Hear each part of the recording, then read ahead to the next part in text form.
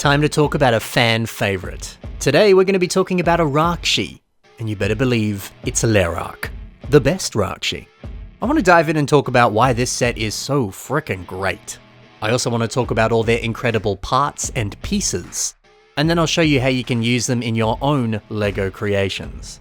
And then I want to highlight two incredible revamps of the set. I mean, you know the drill. Let's dive in and discuss how good this really is. So Lerahk has always been my favorite of the Rahkshi. They were actually the very first one that I bought, and they just got a special place in my heart. Plus, I think the look of Lerahk really just kind of stuck with me. Yeah, okay, well, you know, Lerahk shares essentially the exact same look as every other Rahkshi set, just recolored and with a few minor modifications. So what do I mean when I say the look stuck with me? Well, I think that the pearl green and dark grey colour scheme of Lerahk is the best colour scheme of any Rahkshi. The Rahkshi are inspired by reptiles and snakes, and I think a green colour scheme fits that flawlessly. Plus, he is the Rahkshi of poison, and so yeah, green is a great match.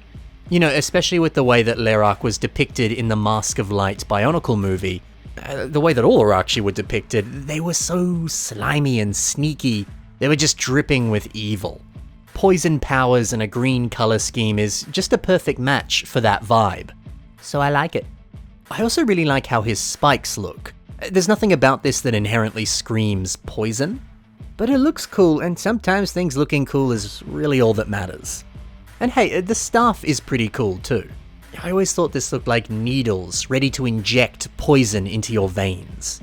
So look man, when you got a good colour scheme, some pretty cool looking weapons, a great power set, and a pretty sick looking spine, I don't know, that to me adds up to a perfect recipe for the perfect Rahkshi. And we can't forget about that sick gear function that allows him to swing his staff around and attack his enemies. This is an underrated play feature. I feel like this one doesn't get enough love, but it's pretty good. Man, Lerahk still holds up today. This is a great set. But does the part selection hold up? How are these pieces? Can you use them in your own creations? Let's discuss. Let's begin with the iconic Rahkshi headpiece. One way you could use them is how MOC Imuku has used them on this creation, using them as, knee pads. I especially like how this kind of caps off the green and creates quite a sharp transition into dark grey. It's a good look. Sticking with green pieces, we've got this Rahkshi back cover. If you're able to get your hands on a bunch of these pieces, maybe you could do what Obsessionist Seth has done and turn them into this quite exotic spine design. I mean, that looks quite spectacular, doesn't it? Creates a beautiful texture, and it's perfect for a scorpion. And I suppose, hey, if we're talking about this back piece, we may as well talk about the spine that you're meant to attach inside of it. How can this be used? Well, Loaf Builds does something quite clever. He's got one of those G2 headpieces, stuffed a few pieces on the inside, and managed to insert this as a mohawk. Oh, that looks sick! Never would have thought of using this piece like that, but oh, it looks pretty good. I like too how the shape and feel and texture of this, it's a nice match for those lime green spikes coming out of the character's shoulders. Some good consistency between parts there, it's good to see. Alright, but let's have a cheeky chat about the crater. I guess I should mention, by the way, there is a kind of play feature with this in the set. You can pop open the back, examine the crater, and you can kind of push the head down and launch it out, if you want to. But yeah, how could you use this piece in a mock? Well, Joxon does so in quite a clever way, but I mean, it's a Jock mock, of course it's clever. He's using them as some kind of insect claws, or perhaps it's some sort of mandible. Whatever it is, it looks dope. And I like that he's paired it with one of the Krana, the Borok Krana. It's kind of up there on the top of the head. They share essentially the same colour scheme, which is a very exotic and specific LEGO colour. So pairing them together like this makes a lot of sense. And doesn't it look good? Also included in the set are some Rahkshi feet in that same pearl green. Now, I keep saying that these are pearl green pieces, so yeah, for whatever reason, every single one of the Rahkshi, they had this weird pearlescent tinge to their main colour. And then we really only saw that colour appearing in each of these sets, and that was it.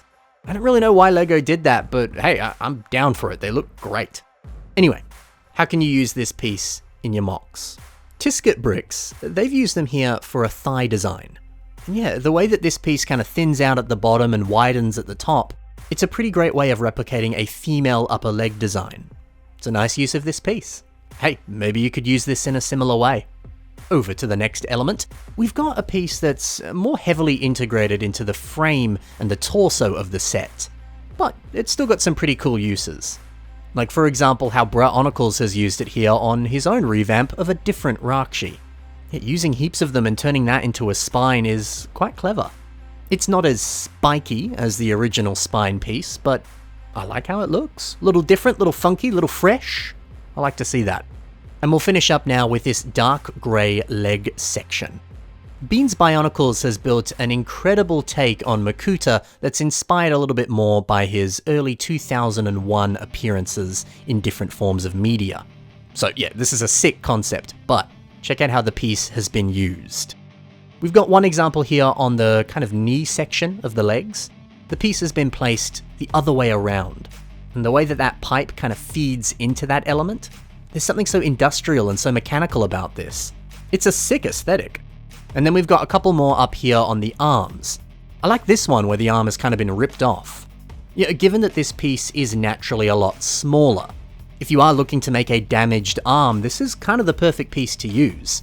And all you need to do is put a few little attachments on there like that, and you got something that looks really good. This is a pretty versatile piece. I like to see it. How about that? An old set like this still has so many helpful, lovely pieces that can easily be used in modern MOCs. Now why don't we take a look at two sweet revamps of my boy Lerahk. A builder called Naka Korat. They've taken Lerahk and essentially doubled, maybe even tripled him in size. I really dig this new, more segmented tail and back design. Even these gigantic dark tan spikes coming out of the back. Oh, he looks more like a dinosaur now. That's some good stuff. And I think you can say the same for the staff. Way bigger, way cooler. Really good idea to use one of these Makuta Chirox blade pieces, the ones that of course came on this set. It's actually a very good match to help replicate that original staff piece. The shape of it is a little different, but it's also quite similar at the same time. It captures the rough look and feel, but adds a little bit of sugar and spice. And you better believe that the face splits open to reveal the crater inside. It's just like the Mask of Light movie. I always love seeing people build that into Rahkshi revamps. It looks so good. Now look, I'm a big fan of the original set. The size, the feel of it, it's great. But seeing a take on this set that is essentially putting it in the context of a horror movie, that's something really special. Okay, we got one more revamp, but before I show you that, I want to preface something. All of the green elements that come in this set, well, you can actually get every single one of them in dark green. Let's break it down. So you got that Rahkshi head, that comes in dark green in Rahkshi Iruni. You also get some of those hand sockets in this set, also in dark green.